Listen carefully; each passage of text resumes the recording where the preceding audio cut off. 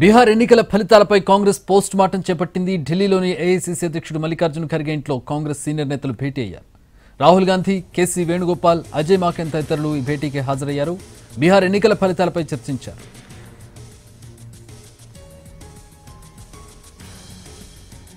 బీహార్ ఎన్నికల ఫలితాన్ని తాము నమ్మలేకపోతున్నామన్నారు కాంగ్రెస్ ప్రధాన కార్యదర్శి కేసీ వేణుగోపాల్. తామే కాదు, తమ మిత్రపక్షాలు, బీహార్ ప్రజలు కూడా వీటిని నమ్మడం లేదన్నారు. ఎన్నికల కమిషన్ తీరు, ఎన్నికలు నిర్వహించిన విధానంపై సందేహాలున్నాయన్నారు. ఫలితాలపై తమ విశ్లేషణలు కొనసాగుతున్నాయని వివరించారు Venugopal. Is unbelievable for all of us.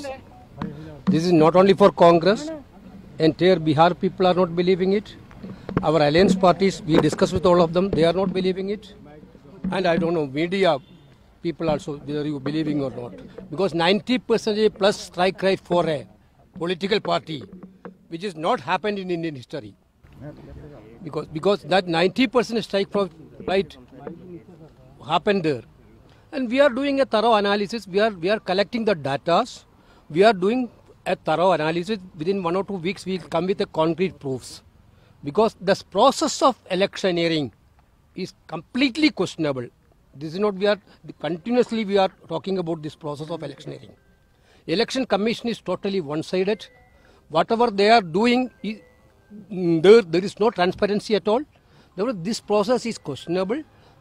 Anyway, we are going to collect the data from everywhere and every entire Bihar.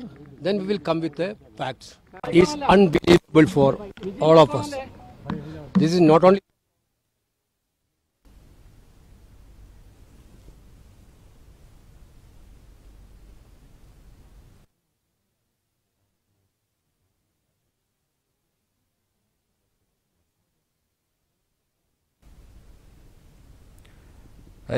Congress self scrutiny చేసుకుంటోంది.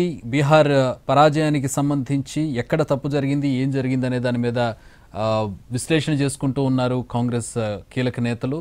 ప్రస్తుతం ఆ భేటీకి సంబంధించి వాళ్ళు మాట్లాడిన మాటలకు సంబంధించి మనం చూస్తున్నాం. మా ప్రతినిధి జాయిన్ అవుతూ ఉన్నారు. కాంగ్రెస్ పార్టీ చేసుకున్న సెల్ఫ్ స్క్రూటినీకి సంబంధించి ప్రసాద్, మళ్ళీ సేమ్ ఆరోపణ, అంటే ఎప్పుడు ఎలక్షన్ చేసేటటువంటి ఆరోపణే మళ్ళీ కాంగ్రెస్ పార్టీ చేస్తోంది. ఏంటికి ఈ ఆరోపణకే కట్టుబడి ఉంటున్నారా వాళ్ళు? దీని మీదే డిపెండ్ అవుదాం అనుకుంటున్నారు, లేదంటే నిజంగానే సెల్ఫ్ స్క్రూటినీ చేసుకుంటూ ఉన్నారా? ఎందుకంటే వీళ్ళ మిత్రపక్షాలు బెటర్గానే పర్ఫామ్ చేశాయి. ఖచ్చితంగా, అంటే ఊహించిన దానికంటే కూడా అతి ఘోరంగా ఫలితాలు రావడంతో పూర్తిగా ఆశనిపాతంలాగా మారింది. ఇదంతా కూడా అసలు ఊహించినటువంటి పరిణామంగా వాళ్ళంతా కూడా దిగ్భ్రాంతికి గురయ్యారు. దీనికి సంబంధించి ఏ రకంగా దీన్ని పరిశోధించాలన్న అంశంపై ఆలోచించుకుని ఖర్గే నివాసంలో, ఏసీసీ అధ్యక్షుడు ఖర్గే నివాసంలో ముఖ్య నేతలంతా కూడా సమావేశమయ్యి ఆత్మశోధన జరిగింది. అయితే ఆత్మశోధనలో వాళ్లకు పూర్తి సమాచారం లేదు కాబట్టి పూర్తి సమాచారాన్ని సేకరించిన తర్వాత ఒక స్పెసిఫిక్ గా ఒక నియోజకవర్గంలో ఎవరెవరు కాంగ్రెస్ పార్టీకి ఓటు వేశారు వీటన్నిటి కూడా పరిశీలించి సమాచారాన్ని సేకరించిన తర్వాత సాక్ష్యాధారాలతో సహా ప్రజల ముందుకు కాంగ్రెస్ పార్టీ రావాలని ఆలోచించి ఆ మేరకు నిర్ణయం తీసుకుంది. కాబట్టి మరొక 15 రోజులు సమయం తీసుకున్న తర్వాత బీహార్ ఫలితాలపై కాంగ్రెస్ పార్టీ అధికారికంగా ఒక ప్రకటన చేసే అవకాశం ఉంది. దాంతో పాటు వెనువెంటనే రాహుల్ గాంధీ స్వయంగా ఆర్జేడీ నేత లాలూ ప్రసాద్ యాదవ్ తోనూ, తేజస్వి యాదవ్ తోనూ, ఇతర మహాగఠబంధన్లో ఉన్నటువంటి భాగస్వామ్య పక్షాల నేతలందరితో కూడా మాట్లాడటం జరిగింది, మనోధైర్యాన్ని ఇవ్వడం జరిగింది. మనమంతా కూడా ఈ ఫలితాలను చూసి మనం వికలం చెందొద్దు, అదేవిధంగా మనందరం కూడా కలిసికట్టుగా మరలా ఉండాలనే అంశాన్ని దృష్టిలో పెట్టుకొని రాహుల్ గాంధీ వారికి మనోధైర్యాన్ని కల్పించే ప్రయత్నం చేశారు.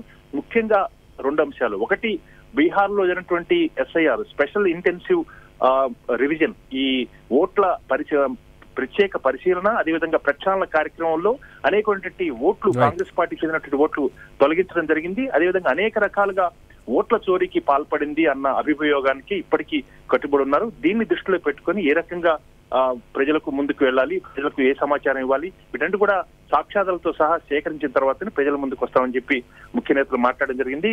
సంస్థాగత వ్యవహారాల incharge general secretary KC Venugopal. All right, thanks for the updates, Prasad.